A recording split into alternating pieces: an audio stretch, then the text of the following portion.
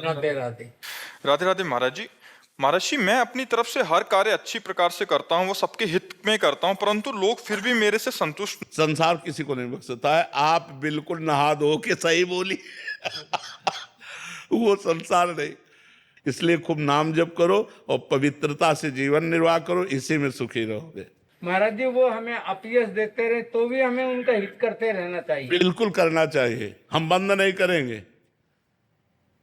हम अपना परोपकार बंद नहीं करेंगे। तुम मारोगे तो भी हम तुम्हारा परोपकार करेंगे, तभी तो हमारी साधुता है, तभी तो हमारी अच्छाई है।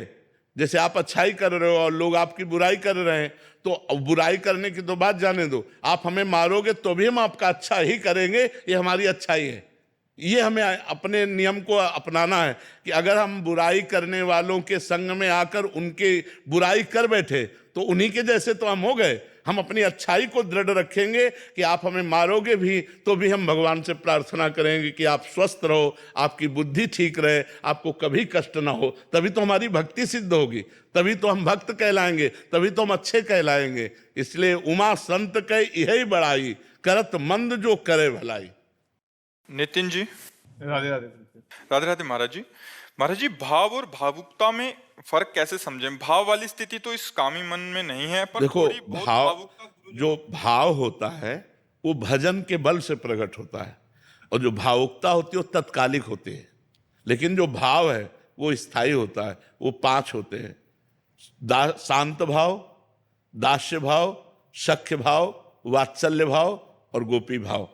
ये 5 भाव होते हैं, तपस्या और साधना से प्राप्त होते हैं जब हम भजन साधन करते हैं। और भावुकता होती है कि थोड़ी देर के लिए किसी व्यक्ति के प्रति हमारा, किसी घटना के प्रति हमारा, किसी की परिस्थिति के प्रति हमारा जो द्रवित हो जाना है, उसे भावुकता कहते हैं। और साधना भक्ति से जो भाव की प्राप्ति होती है, जैसे शांत भाव, अम्मान अपमान सुख दुख लाभ हानि सब में वो समान शांत रहेगा। दास्य भाव, भगवान मेरे स्वामी, मैं भगवान का सेवक। सखा भाव, भगवान मेरे मित्र। वात्सल्य भाव, भगवान मेरे पुत्र।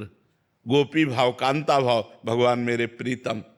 अब इस भाव को माया नहीं टाल सकती, ये दिव्य भाव। लेकिन भावुकता का परिवर्तन हो सकता है। थोड़ी देर हम आपकी किसी परिस्थिति में भावुकता है और इसके बाद उन्होंने बताया तो ड्रामा कर रहा था, अब तुरंत वो भावुकता गायब हो जाएगी। लेकिन भाव यदि हमारा आपके प्रति परमात्मा भाव बना है तो आपके किसी आचरण से हमें कोई फर्क नहीं पड़ने वाला, क्योंकि हमारा भाव स्थायी है, वो भावुकता नहीं। समझ पा रहे हैं आप? अच्छा, गुरु जी के लिए अगर भावुकता होती है तो वो भाव होता है। भावुकता का जो एक तात्कालिक होता है, ऐसा नहीं। गुरु जी के प्रति तात्कालिक नहीं होता, स्थायी होता है। गुरु साक्षात परब्रह्म तस्मै श्री गुरुवे नमः।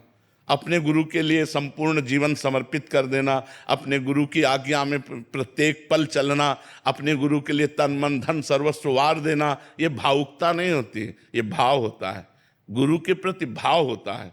और भावुकता तत्कालिक परिस्थिति, व्यक्ति, घटना में होती है। बोले वो बहुत ऐसी परिस्थिति में था, हम भावुकता में आकर के इतने रुपए दे दिए।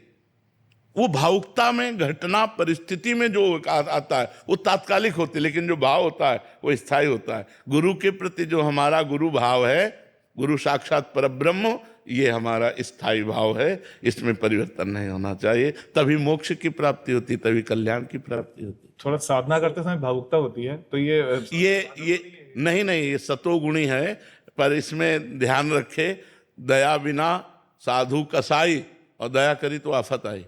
संभल करके, जैसे हिरन पर दया की, भरत जी के चरित्र में आता है, दया करके 2-4 दिन पोषण करके छोड़ देना था, लेकिन उसी में आसक्त हो गए तो अगला जन्म हिरन का हुआ।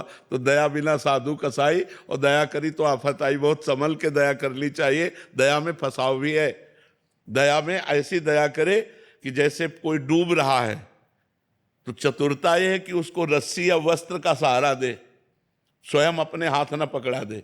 नहीं, अगर अच्छा तैराक नहीं तो डूबने वाला पहले उसे डुबोएगा जो उसे बचा ले गया है।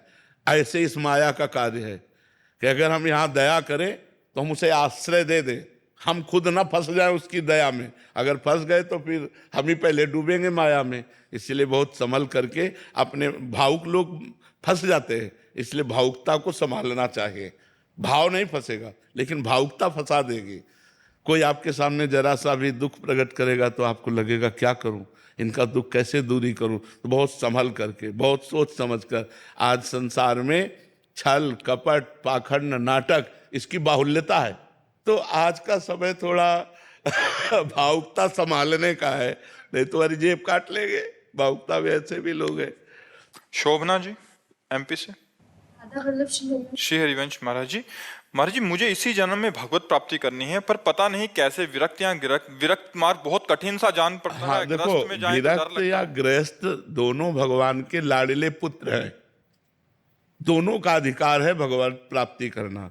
गृहस्थ में गृहस्थ धर्म के अनुसार चले, विरक्त में विरक्त धर्म के अनुसार चले, तो दोनों पहुंचेंगे भगवान के ही पास। पर चलना धर्म के अनुसार होगा।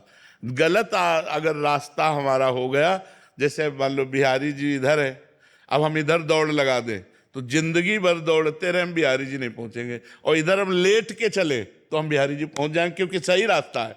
तो हम सही रास्ते पे चलें। गृहस्थ धर्म में रहकर अगर हम ब्याह नहीं करते तो ब्रह्मचर्य का, पूर्ण ब्रह्मचर्य का पालन करना होगा।